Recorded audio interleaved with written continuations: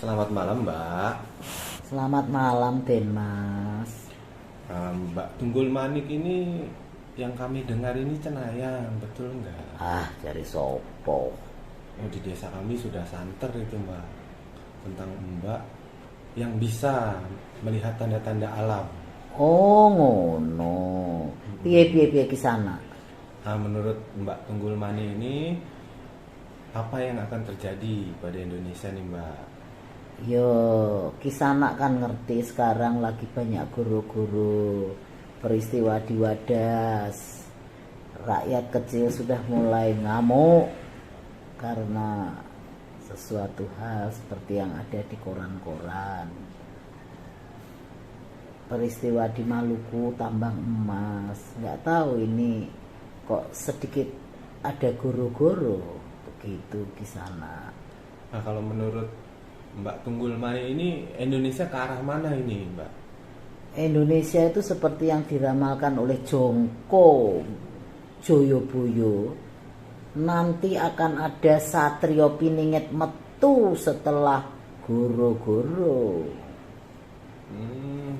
Nah, kalau kita mau melihat ramalan Joyoboyo, pasti kan ada Satrio Piningit. Nah, ini apa mungkin nih, Mbak, setelah ini ada muncul Satrio Piningit? Oh ya, mungkin presiden Indonesia yang ke-8 nanti itu tanpa diduga-duga, tanpa disangka-sangka. Nah, siapa nih, Mbak, presiden ke-8 nantinya? Sing jelas menurut penerawang dari garis Ramane dan ibunya itu dari bumi Pasundan. Namun beliau ya ini lho kisana ingkang ramane kuwi saka Jawa Tengah. Garis Mataraman. Saka sibune biunge tanah Pasundan. Namun dek nene kuwi brojol ning Jawa Timur. Artinya iki apa? Perpaduan tanah Jawa sing sangat lengkap mewakili Jawa Timur, Jawa Tengah, Jawa Barat.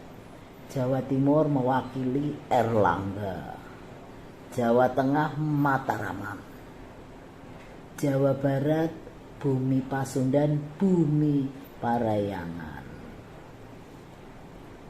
Nah, itu seperti ramalan Joyoboyo kan, itu berarti ada hubungannya dengan Notonegoro ya, Mbak Tunggul Mani? Ya. Nah, untuk keberadaan orangnya sendiri sekarang itu gimana, Mbak? Apakah kita sudah bisa lihat atau gimana? Ya, menurut Jongko Joyoboyo namanya pun hanya satu kalimat saja, seperti Gus Soekarno, Gus Soeharto.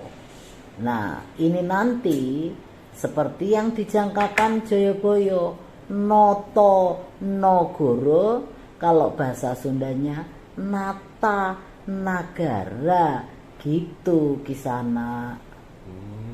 Seperti kita tahu saat sekarang ini bumi Nusantara dalam masa kesulitan akibat wabah COVID-19.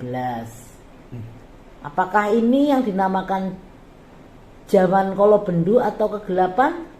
Begitu juga keadaan sosial yang telah terpecah belah dari ancaman terhadap Pancasila. Diharapkan tokoh yang mewakili tanah Jawa itu akan mampu dan bisa menyelesaikan. Nah, Mbak Tunggul Mani, sekarang ini orangnya ada di mana? Ataukah sedang belajar atau sedang bekerja untuk keluarga atau bahkan ada di pemerintahan saat ini? Oh, beliau sekarang lagi nyantrik kepada RI 1. Beliau nggak jauh-jauh dari RI 1 karena memang tokoh ini sudah digariskan oleh alam, jadi panggilan alam. Saat ini tokoh ini memegang lambing persatuan gitu loh.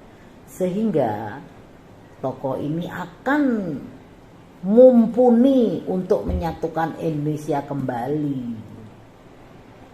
Jadi saat ini tokoh tersebut sedang nyantrik dengan RI 1. Nyantrik itu apa ya, Mbak?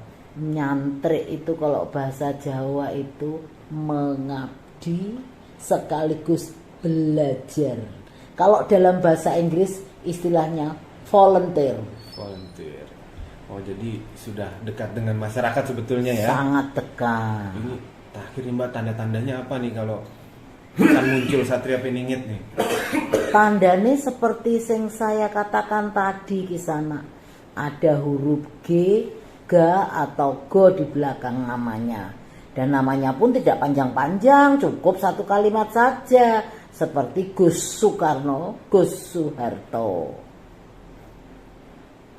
Seperti yang saya katakan tadi, tokoh ini memang sudah dipanggil oleh alam.